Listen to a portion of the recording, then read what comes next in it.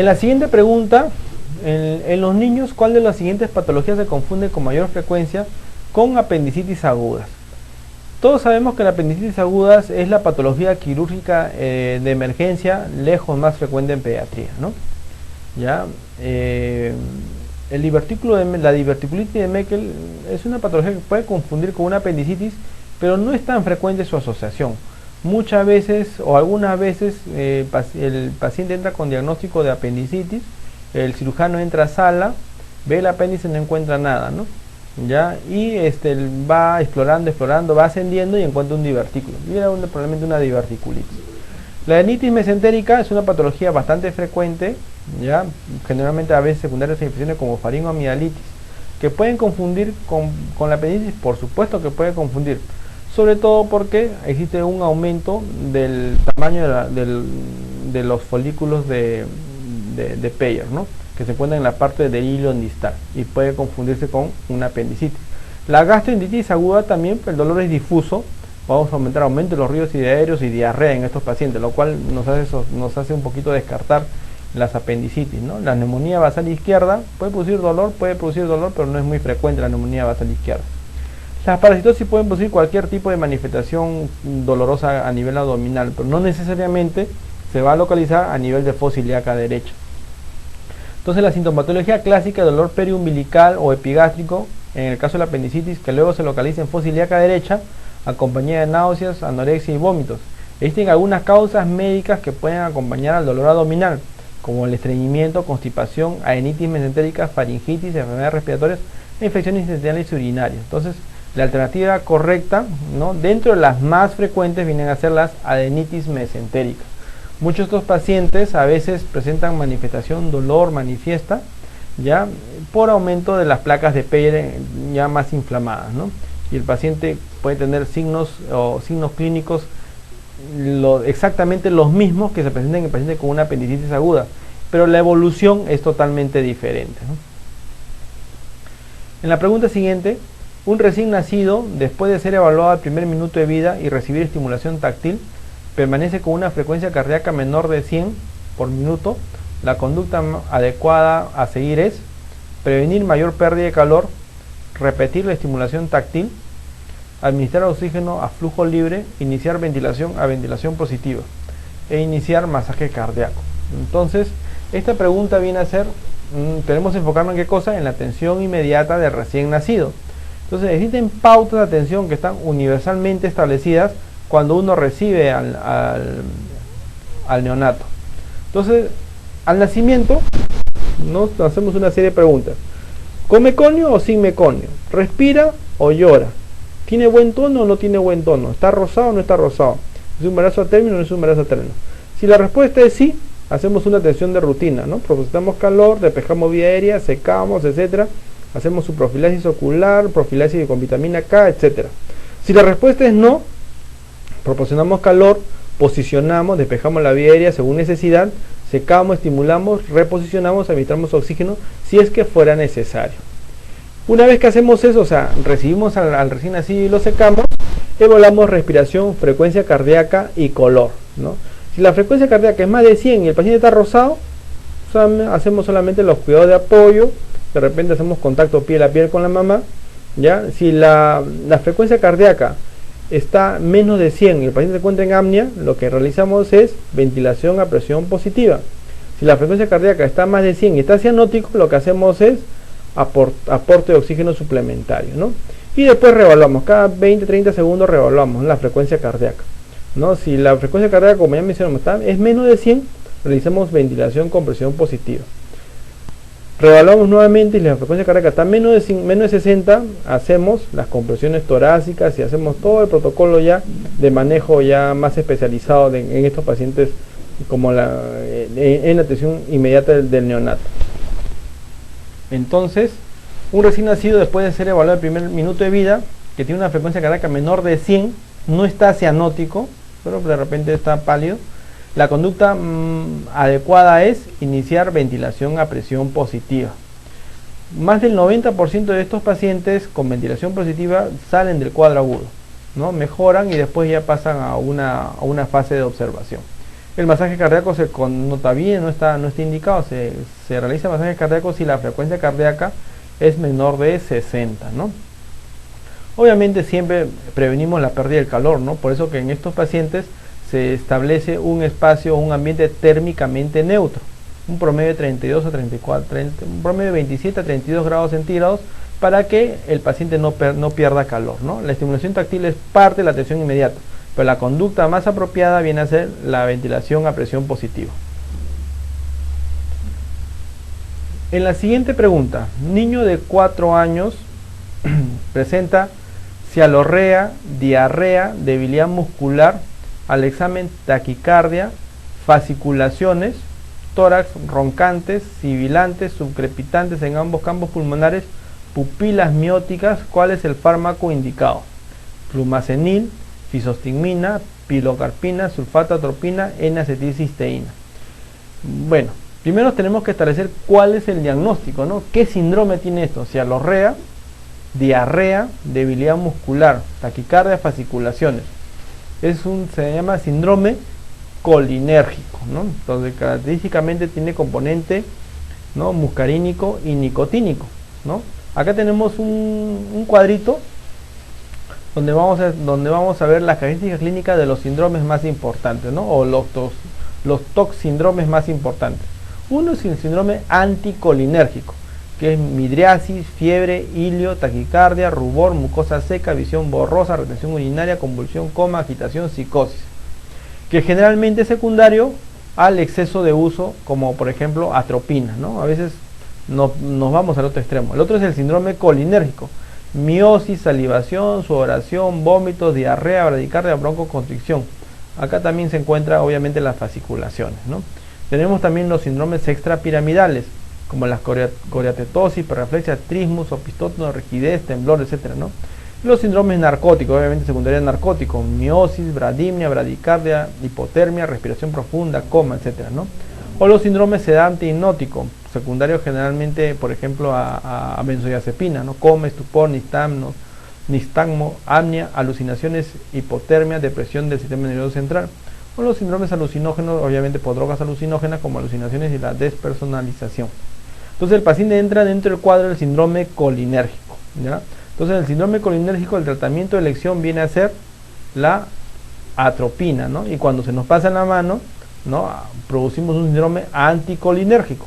Por eso que en todo paciente en donde establecemos el diagnóstico de síndrome colinérgico, de repente secundario a intoxicación o ingesta de carbamatos u órganos fosforados, tenemos que hacer una monitorización estricta de ciertos parámetros, como frecuencia cardíaca, presión arterial, las fasciculaciones, las pupilas, medir las pupilas, y la presencia o no de flashing, ¿no? Cuando vemos que las pupilas ya comienzan a dilatarse excesivamente, el paciente comienza a sudar mucho, o de repente ya está muy chaposito, entonces se nos está pasando la mano y estamos yendo al otro extremo del síndrome anticolinérgico, ¿no? En este caso ya paramos tanto la frecuencia, ¿no?, como la dosificación de la atropina.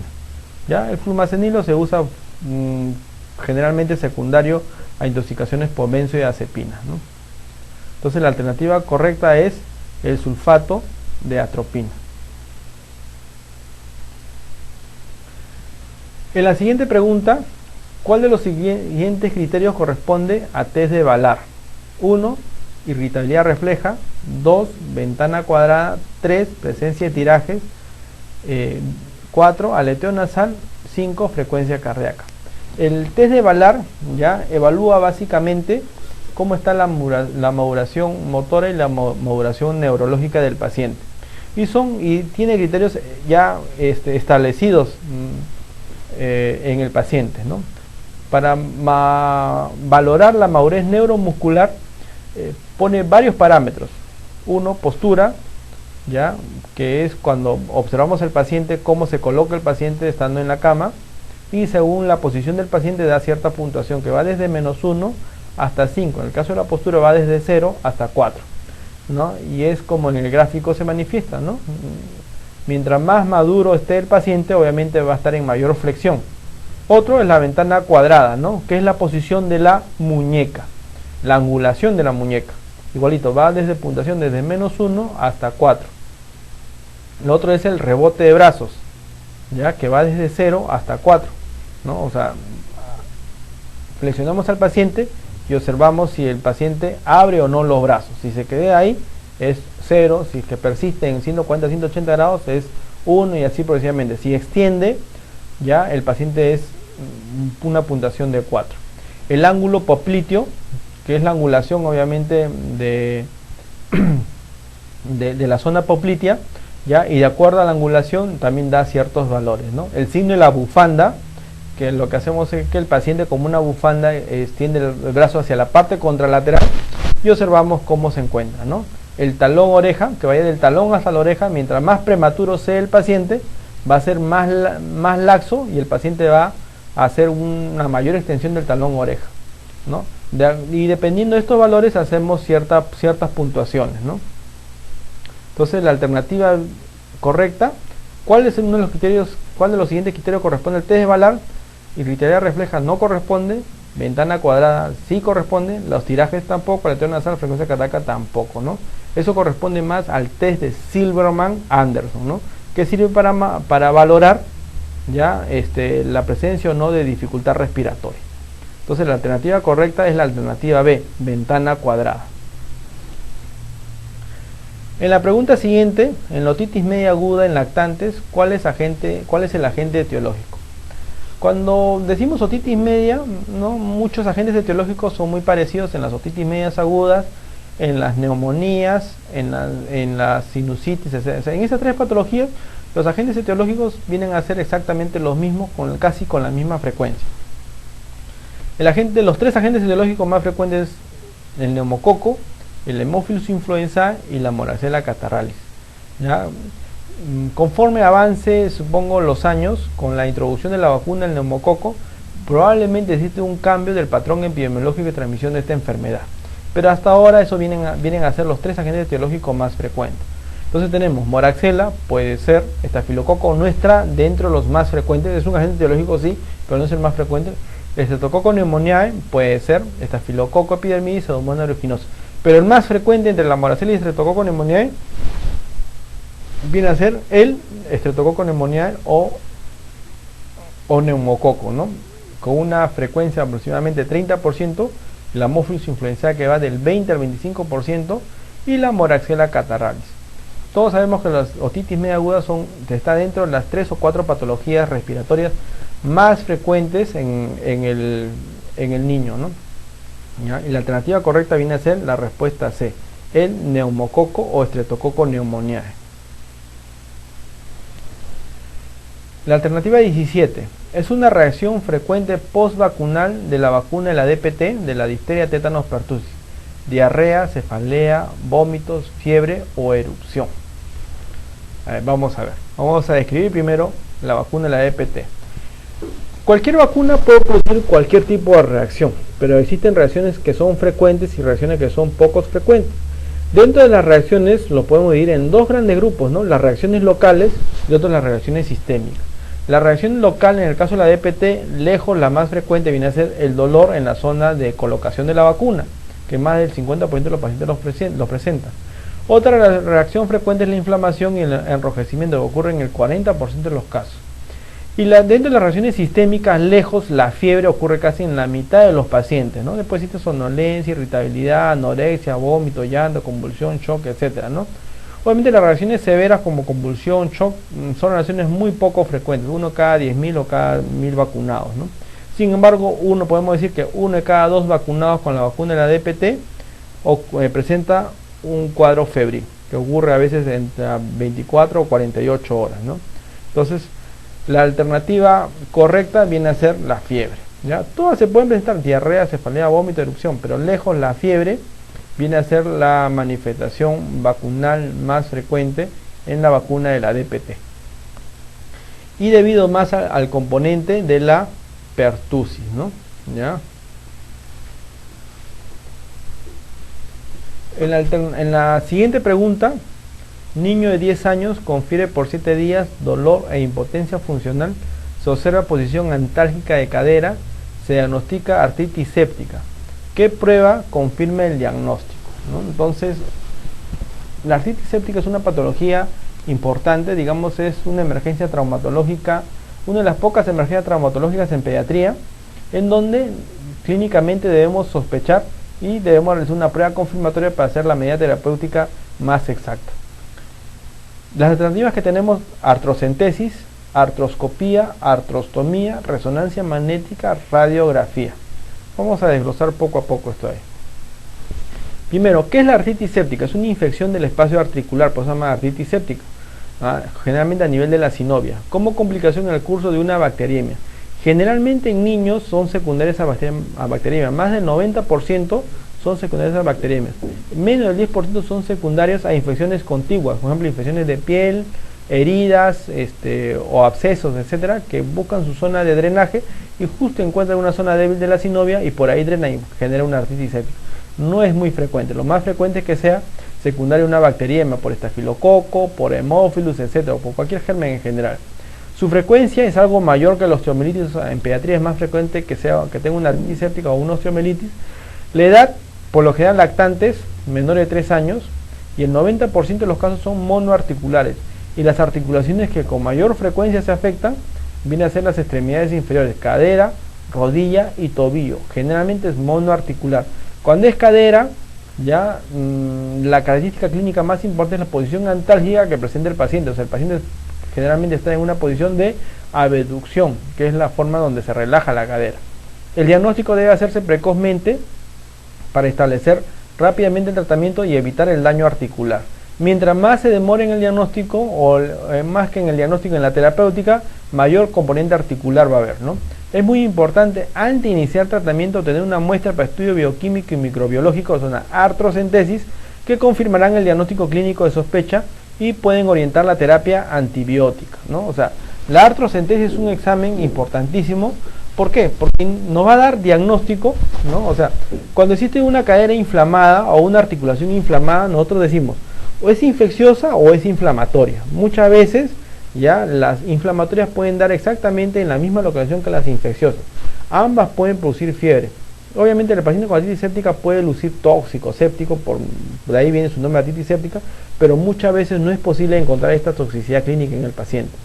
Entonces una forma de discernir rápidamente es una punción, o sea, una artrocentesis, sacar líquido, llevarlo al laboratorio y nos dan características. Si es inflamatorio, o sea, es un trasudado, o es infeccioso, o sea, es un exudado. Si es infeccioso, la conducta es dual, o sea, conducta clínica con antibiótico terapia y conducta terapéutica. ¿Con la finalidad de qué cosa? Con la finalidad de reducir en la medida de lo posible el daño articular. Y esto se debe hacer lo antes posible. Cuando iniciamos tratamiento antibiótico, inicialmente realizamos tratamiento antibiótico empírico. Ese tratamiento antibiótico empírico, ¿no?, que generalmente abarcamos los gérmenes más frecuentes, el germen más frecuente lejos es el Staphylococcus aureus, damos cobertura de Staphylococcus aureus, pero pueden ser otros también, ¿no? Entonces, este tratamiento antibiótico empírico se va a reevaluar con el resultado de la artrocentesis, el cultivo del líquido articular, ¿no?, tomado a través de la artrocentesis. Y después de 3 días aproximadamente reevaluamos nuestro tratamiento y podemos cambiar o continuar la misma droga que hemos iniciado. Entonces, la alternativa correcta viene a ser la artrocentesis, ¿no? La artroscopía, digamos, se realiza en aquellos pacientes donde de repente la evolución no es favorable y podemos realizar una artroscopía, ¿no? La artrostomía no está dentro de las indicaciones para evaluación de un paciente con artritis séptica. La resonancia magnética no evalúa muy bien componente articular, sobre todo componente óseo. Ya puede ayudarnos a dar una imagen clara a todo eso, pero no nos va, no es un examen de inicio para tomar una conducta terapéutica. Podría ser un examen posterior dentro de la etapa de evolución de la enfermedad. La radiografía, muchas veces el solo aumento del espacio articular no hace diagnóstico de artritis séptica. La destrucción del hueso, ya, o sea, por ejemplo en las artromielitis se pueden dar, pero la destrucción del hueso se puede observar generalmente después de los 12 a 14 días de haber iniciado la enfermedad. Generalmente en un niño de 7 días probablemente vamos a encontrar un aumento del espacio articular a nivel de radiografía y el hueso normal. Y eso no va a ser diagnóstico de artritis séptica, no va a ser diagnóstico de aumento del espacio articular, o sea, de artritis. ¿Ya? No va a ser solamente diagnóstico de artritis. No va a discernir la etiología exacta. En cambio, la artrocentesis sí nos permite la discernión si es infeccioso o es inflamatorio, ¿no?